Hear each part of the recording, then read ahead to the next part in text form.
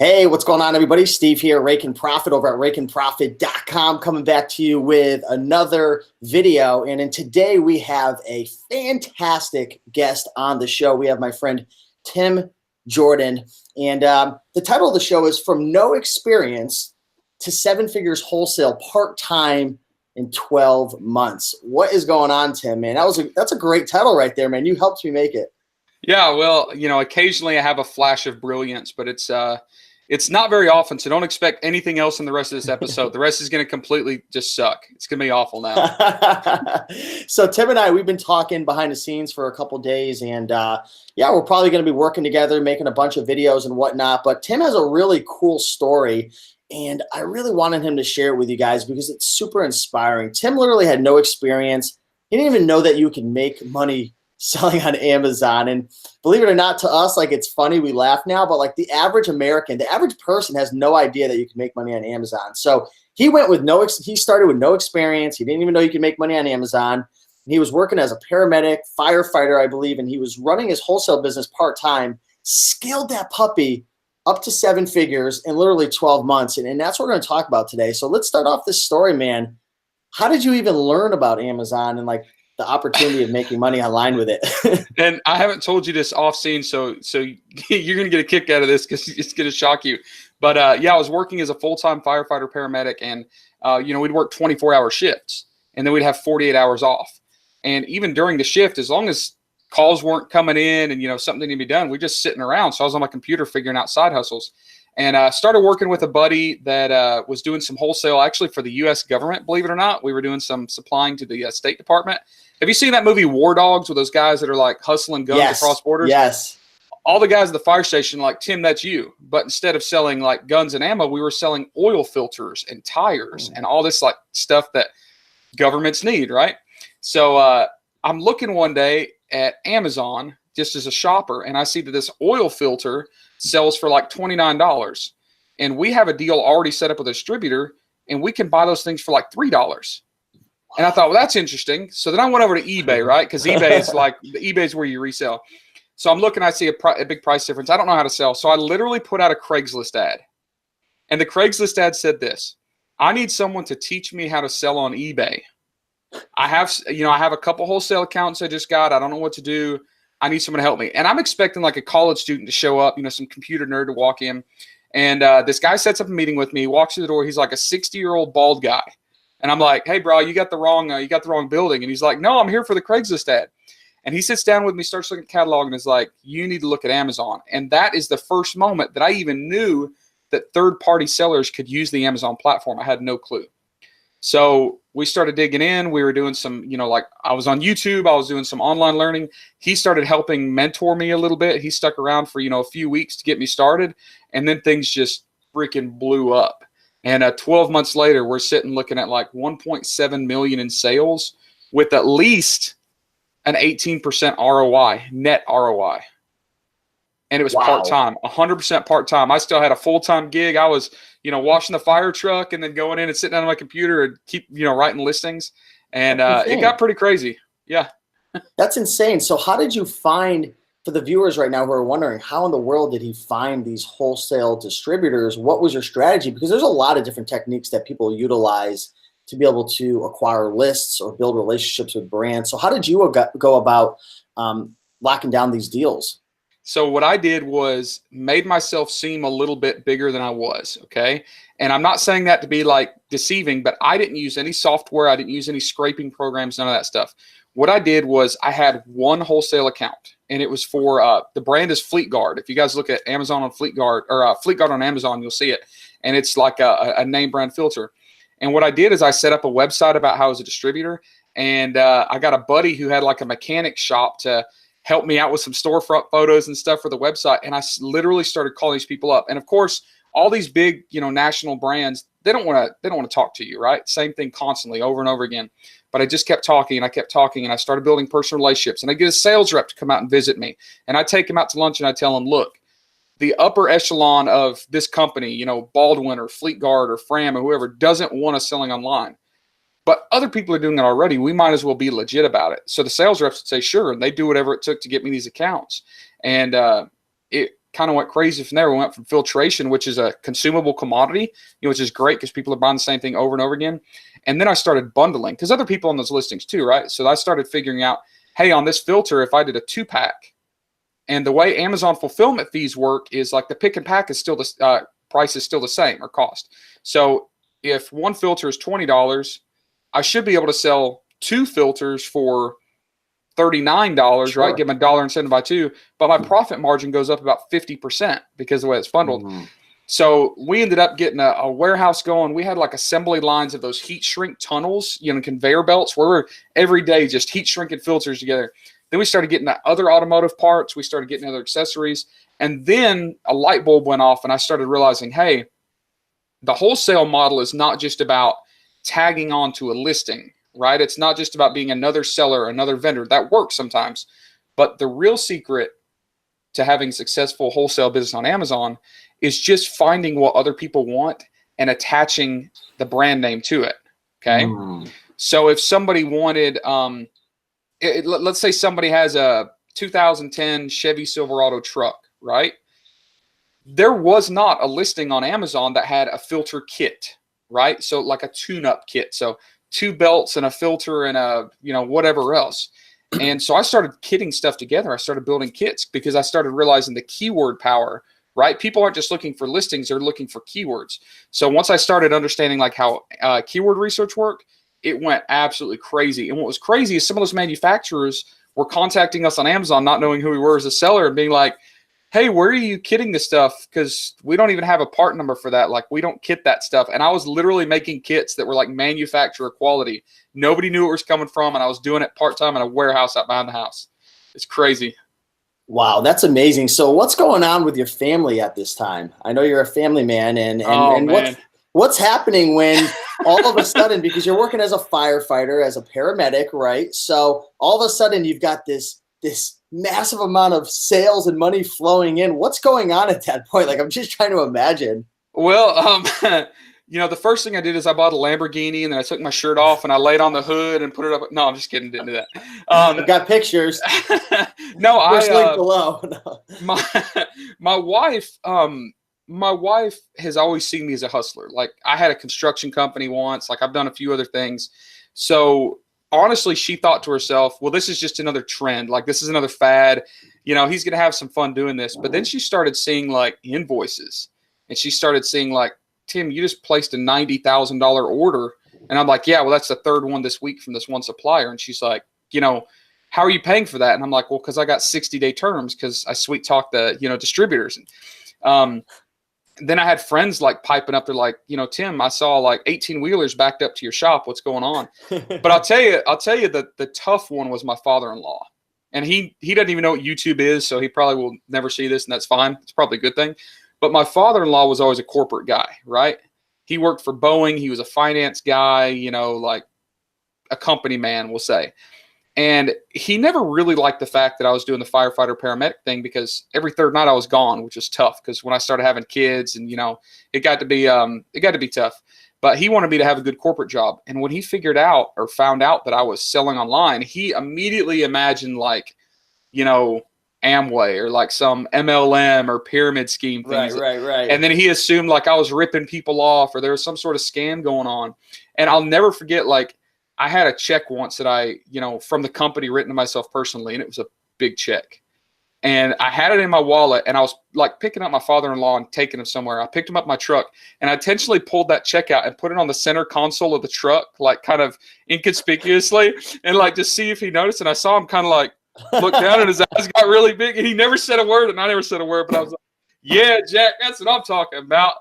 And still to this day, like a lot of my family's like, oh, I wonder when it's going to implode. And, I wonder when Tim's going to have to go back and get a real job. And I actually quit my firefighting job about a year and a half ago. I decided I had to be the entrepreneurial thing full time. So I had 10 years in with the fire department and it was hard, man. I'm telling you, I cried the night I walked away from there because I love that job. But I walked away and now 100% e-commerce. That's all I do. Wow. That is absolutely amazing, man. This is probably one of the most inspiring stories that I've ever heard. Now, a lot of people who are watching Tim are selling on eBay, flipping books, retail arbitrage, Amazon, OA, RA. stuff like that. What advice would you give to somebody who is maybe stuck in the grind and, they're working 30, 40, 50, 60 hours a week and their income just seems to just keep going back and forth. It's in that same range, 1,000 a month, 5,000 a month, 4,000. They're trying to get to the 10, 15, but they're having a hard time scaling and automating it all. What are your thoughts when it comes to that in wholesale? Man, that's a tough question for me. Like, you can't see, but I have chills on my arm because this is something that's like really near and dear to me. And it has a lot to do with humility, and it has a lot to do with some hard-learned lessons. Let me go back. I told you I had a construction company once.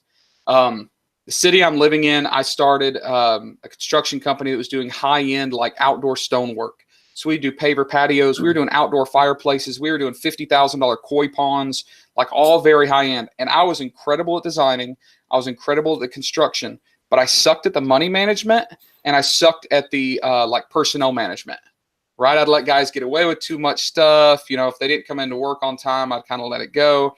If I got a big job, I'd be like, hey, let's buy another $50,000 piece of machinery because I know it'll make me this much money over this period of time. But then, like, I was struggling to pay payroll, right? Mm-hmm. And I had people coming to me that were like, Tim, you're an incredible salesman, an incredible designer. You've got the eye.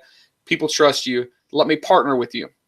And at the time, I was selling, nearly $800,000 a year in sales, and I was 23, just out of college. And I thought, I'm the freaking man. I don't need help. I got this. Like, I'm the boss. I don't need anybody cutting my profits.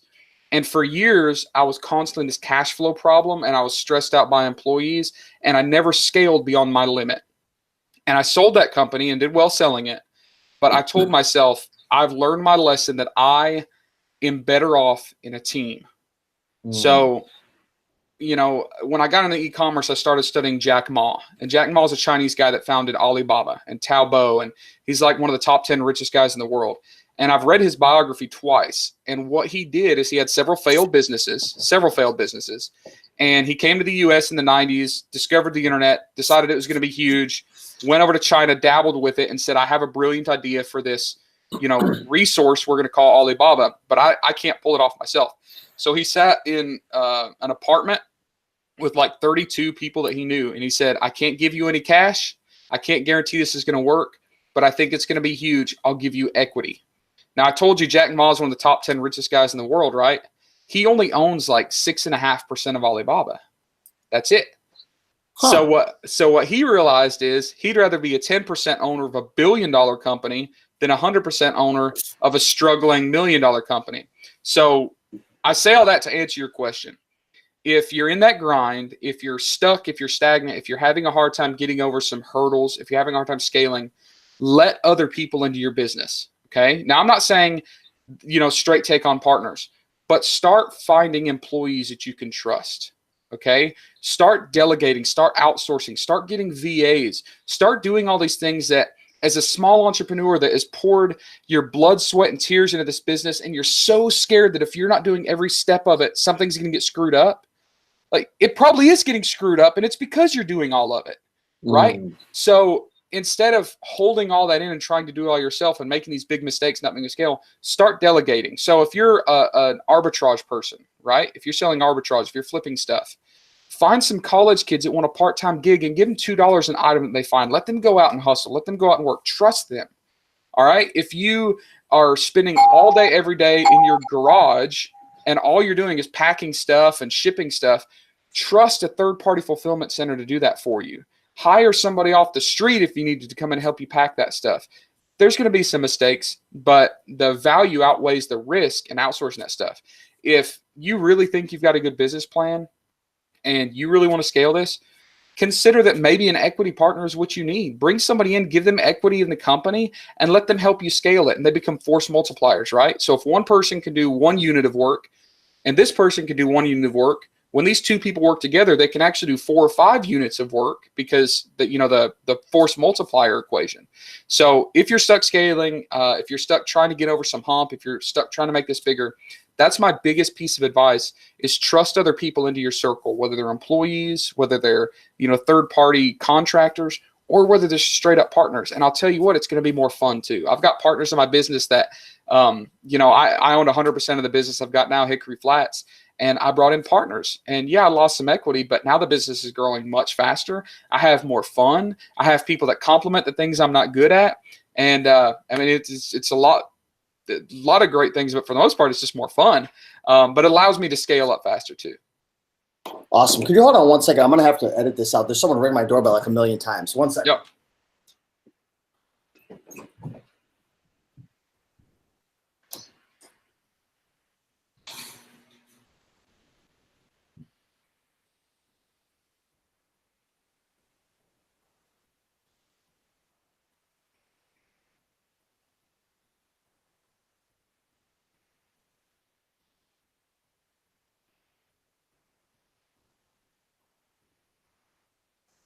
Timbo, how long was our lease for the HF building? I'm asking. I'm guessing it was a year. I'm asking because it sounds like we're just not going to be able to do any better with the internet service at that location, and it is something to consider. Can't run an e-com company with bad internet. Can't do it. So if we can't figure out a way to get more reliable, consistent internet, that might be something we got to think about when it's time to renew the lease as to what we're going to do.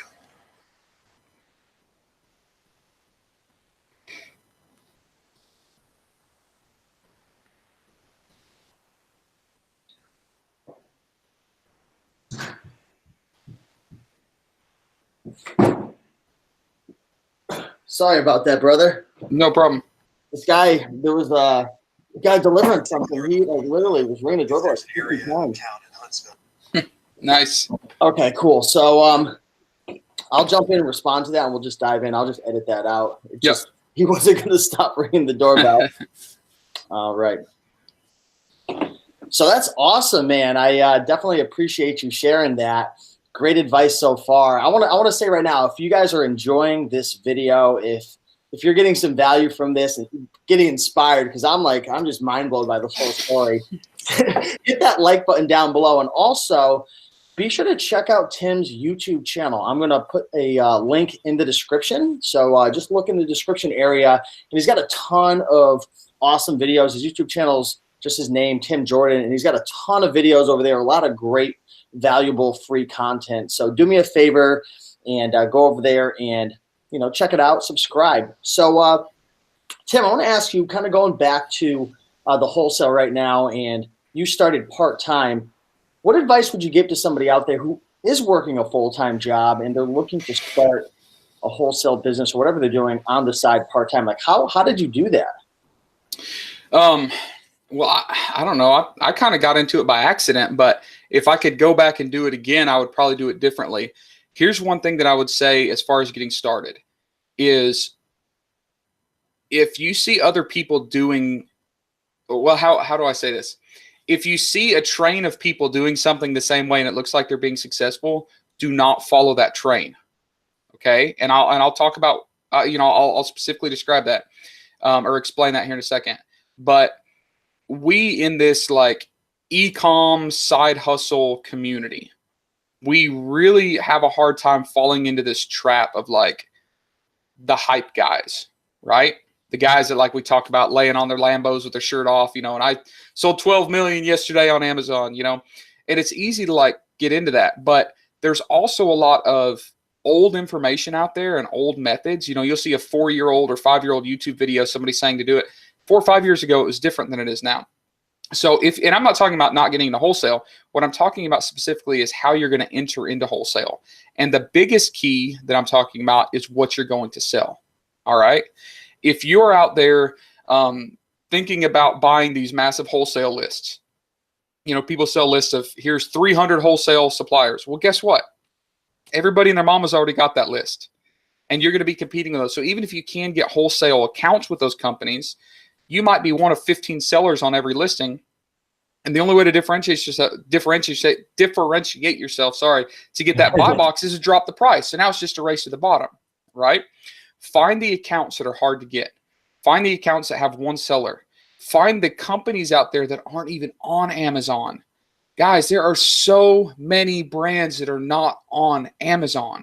Go find those first. Lock in an exclusive deal with them. Say, hey, I noticed you're not on Amazon. How about if you sell to me and give me exclusive rights to it?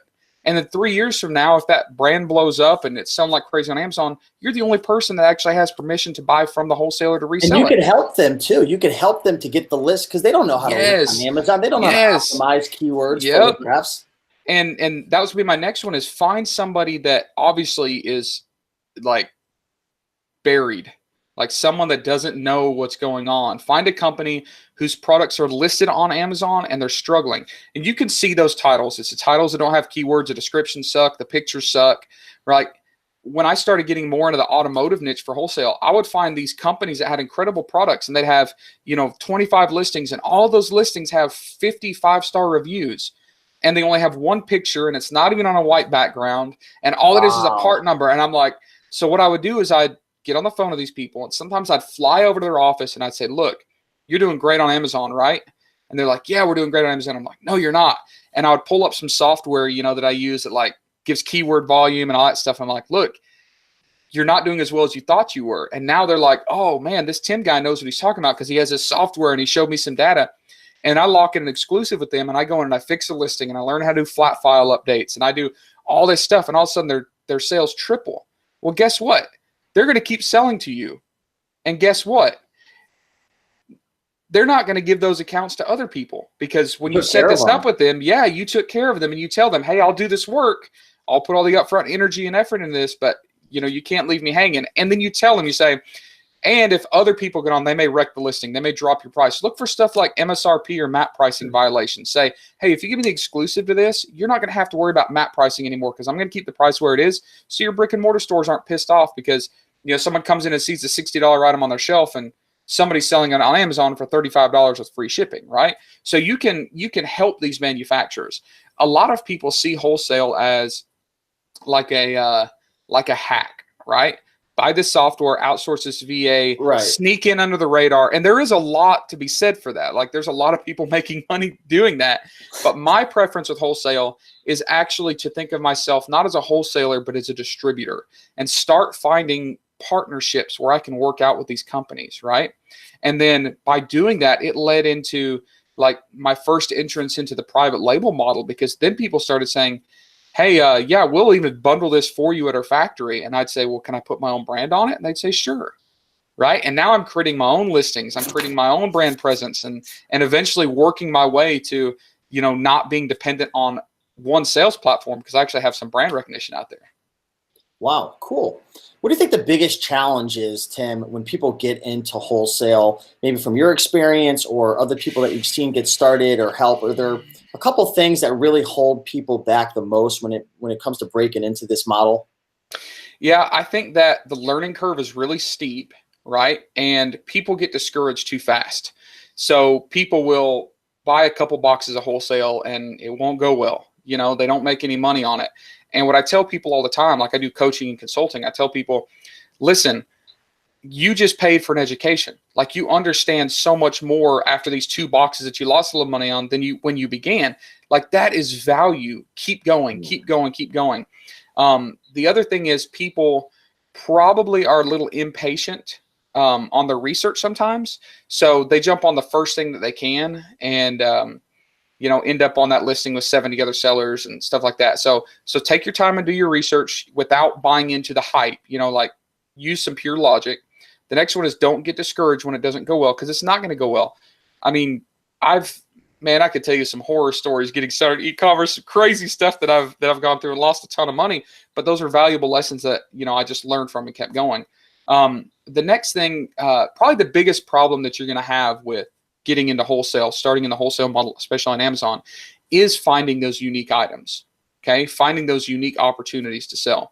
So like I said before, don't get behind this train and all these people that are using the same software, the same lists, and like think outside the box and start wrapping around to, different opportunities. I love going to trade shows and I love going to flea markets. Now, like I go every year to ASD in Vegas. Okay. You're familiar with ASD. And I actually we do guided walkthroughs. We walk people through, we do workshops. And it's kind of strange because I'm one of those guys that does a walkthrough that is not trying to get wholesale accounts there, because there's 20,000 Amazon sellers in there, and most of the vendors are trying not to give out wholesale accounts to Amazon sellers. So I'm there doing product research and figuring out niches and figuring out things that are becoming popular. Oh, interesting. But then I take that information and go to the small trade shows. Okay. I go to like every year in the city I live in, there's a hunting and fishing expo, right? And there's no Amazon sellers walking the floor, but what I'm looking for are the small companies that have, you know, like one deal with Cabela's and they're selling in Cabela's, but they didn't even know you can sell on Amazon. And I form a relationship with them and get that first, right? I go to like several niche trade shows all over the country every year where people don't know you can sell on Amazon. Those are the trade shows that I love going to because you're figuring out what people are shopping for, what people are selling as wholesalers, and then you're finding the small companies. You're finding, you know, the upcoming opportunities that nobody else is looking for, and I get in first. So kind of those three things I'd say were the biggest hurdles, and not really hurdles. Think of them as opportunities. So every time I see a difficulty, I see it as a barrier to entry for someone else to come in and do it too, right? So yeah, I would love to say, hey, go to ASD in Vegas and get 500 wholesale accounts and make $12 million next year. It's not going to happen, right? I'd love to say that, warm, fuzzy feeling and all, but it's not going to happen. It's a little more difficult to say, hey, go there and learn about the industry in whole, and then go and tackle several little trade shows and start small. Like, that's more work, right? But that's a blessing to you because not everybody else is going to do that. So if you can take that extra time and have that additional barrier to entry into forming this business, getting it going, that's going to leave you a lot of protection on the back end too.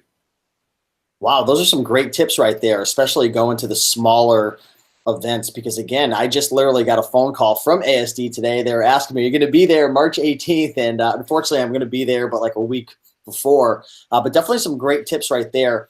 Tim, how much money do you think the average person needs to get started with wholesale? If you were starting over brand new and you had, I don't know, maybe a couple $1,000s, is that enough to get started? Absolutely. When I started, I basically had zero money budgeted, and I bought on, you know, some terms, and I just bought some stuff and, you know, prayed. I'll give you like a scenario that I encountered a couple weeks ago. We've got a local like arts and crafts community here in the town I live in. Really cool, like lots of little companies going and make stuff. Like there's a guy that makes guitars out of cigar boxes, you know, like really cool stuff. Well, there's a company that is making candles. And I know all of you are like, oh, candles are so saturated. And normally I'd agree, but I walked in and the brand of this candle was like so unique. And what they were doing is so unique. And their packaging is brilliant. And their social media marketing is brilliant, gorgeous. And they're only focusing on selling out of this little shop. Like they're not even trying to sell online. So I talked to them for a couple minutes and they're like, what's your deal? Like, you're not asking about candles, you're asking about the business. I'm like, all right, I'll tell you. So I said, you know, I sell online, we help small brands. And literally it's a husband and his wife are like, we are dying for someone to put our stuff on Amazon. No way. Really? I said, why haven't you done it? They said, well, there's too much to learn. And we literally make all these candles by hand. We're like putting Instagram pictures and putting our stuff on Pinterest to sell locally. Like we need, and to be honest with you, it's kind of embarrassing. Like I haven't even done anything with it because we've got so much other stuff going on. I just haven't made it down on the list. But there are thousands and thousands and thousands of those opportunities out there, right? In that scenario, to answer your question, it wouldn't cost any money because I'm certain that if I told that guy, hey, can I get 10 cases on consignment and try to sell these? He'd say, yeah, no problem. Whatever it takes to get our stuff on Amazon, if you're a pro, go for it. So there are opportunities where it doesn't even cost you really anything. That's cool. It's, and I've seen all the time. I had just a few months into my first Amazon business with that truck filter, the oil filter brand. I could have ordered $500,000 worth of stuff on 60-day terms and nobody would have batted an eye, right? So definitely leverage other people's money. I will say this. Think of any investment that you're going to put into any business, but especially e-commerce business, as something that you may lose your tail on, okay? Do not max out a credit card on inventory because, you know, like I said before, your first few times around, you may make some mistakes. You may lose some money. You don't want to do that.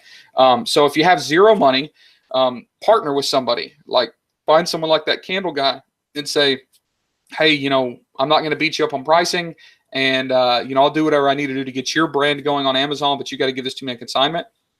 But generally speaking, if you have some good accounts, you want to start slow anyways and start small anyways. So yeah, $2,000 or $3,000, you can really get ramped up. And the first thing that I would do for with that amount of money is hire a VA. Okay. you can get, they're a little bit hard to find, but when you find them, they're amazing. Like we have we have several, but one of our VAs, new one that we just hired, has like 5 years experience selling on online arbitrage and wholesale on Amazon, and she costs $450 a month. And she works 40 hours a week. So take a little bit of money, invest in like a VA that can help you, that knows all the tricks and can save you a ton of time, and then buy a little bit of inventory and keep a little bit of money set aside just for your Amazon account expenses and stuff like that. Interesting. So back to the candle story, because this has got me thinking. I can already just imagine you going through this process. Say somebody finds someone like the candle story, people who are doing a great job, got a great product, but they're having trouble getting it online.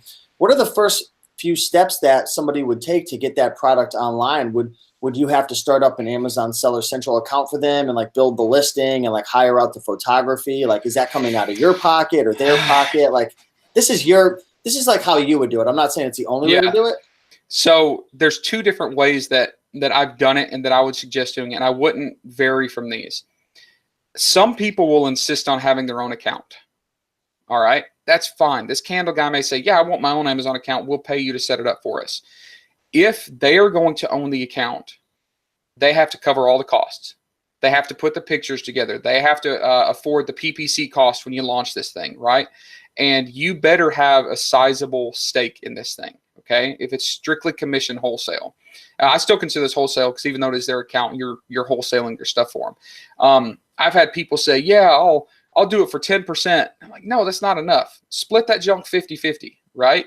For every payout that they get, subtract the cost of the goods and then split the rest 50-50. That's a really good deal for you because you're putting in the work, but they have control over everything. So they could kick you out of the account. They could decide, I don't want to help anymore after you do all the work. So there's more upfront, risk for you with not as much back-end reward. What I prefer to do, and see, there's a lot of people that teach that model. Go in and partner with these people and set up their accounts. I don't like that because I see so many people do all the work up front and then 9 months later they're kicked out or 12 months later. They're going to see the money and they're going to say, why do I need this guy anymore? Why do they need this guy anymore? It's just human nature. Yep, it is. So what I tell people to do is not help them set up their own accounts.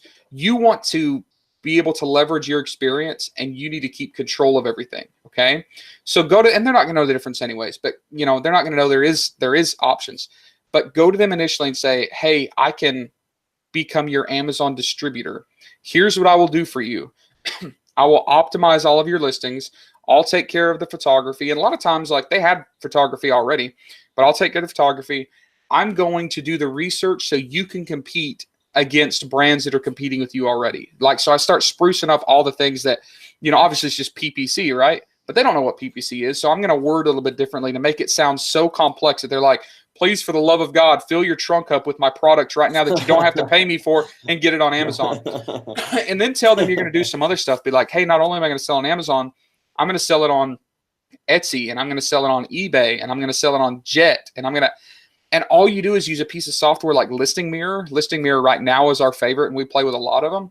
And let that thing go out and branch it out, but let Amazon fulfill that, right? So now I'm standing in the office or in the showroom or whatever with these people, and I'm saying, I am going to put your stuff on 5 platforms.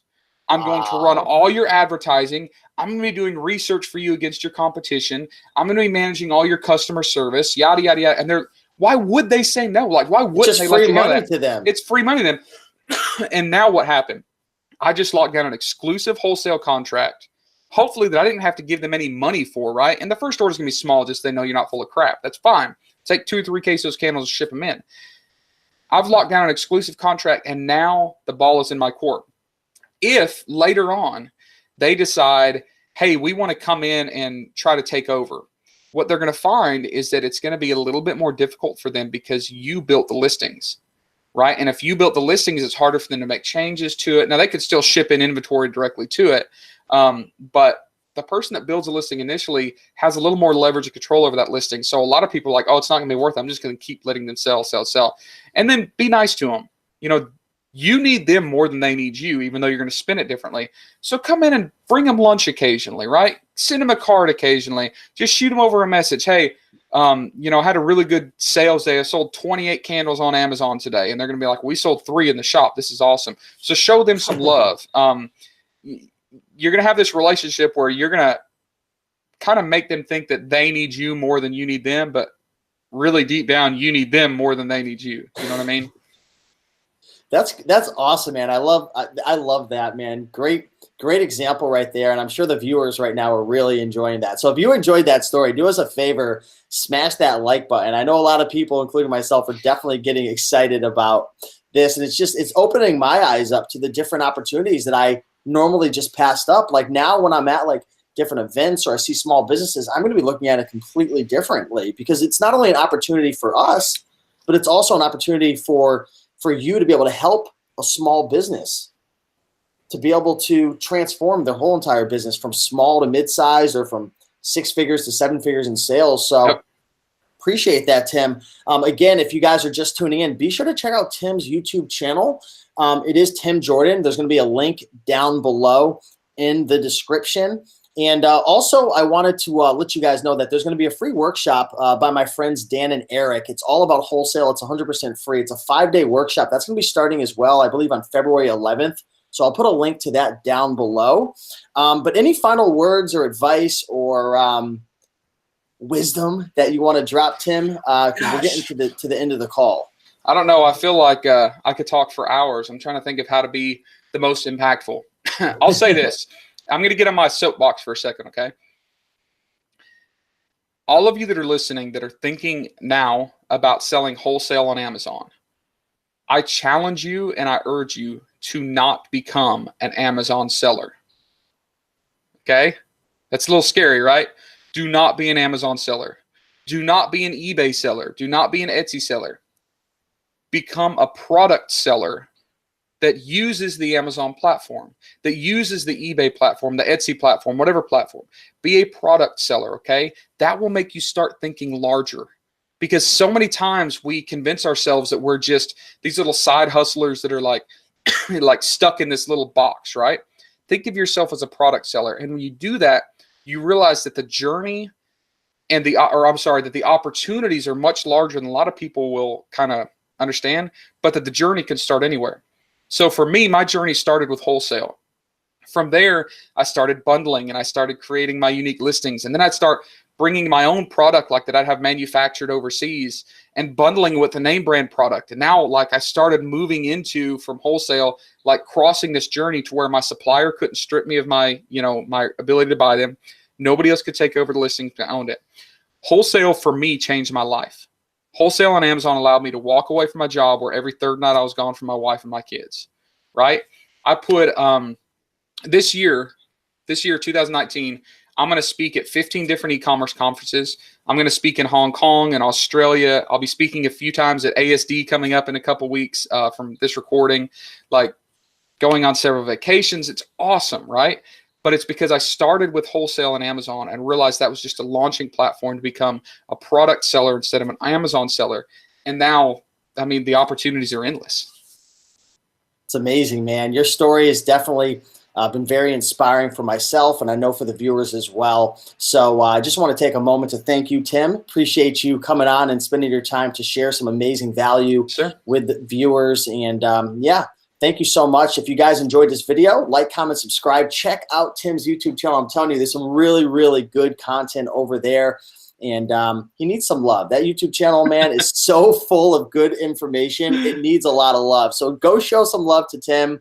Again, guys, we have the free workshop starting literally on February 11th. So be sure to check that out. There'll be a link down below for that. So sign up. And yeah, appreciate all the information, man. And maybe we'll get you on a video for maybe in a couple months or so for another update and talk about some other stuff. So thanks so much, Tim. Yep. Thanks for having me on. Thank you all for listening.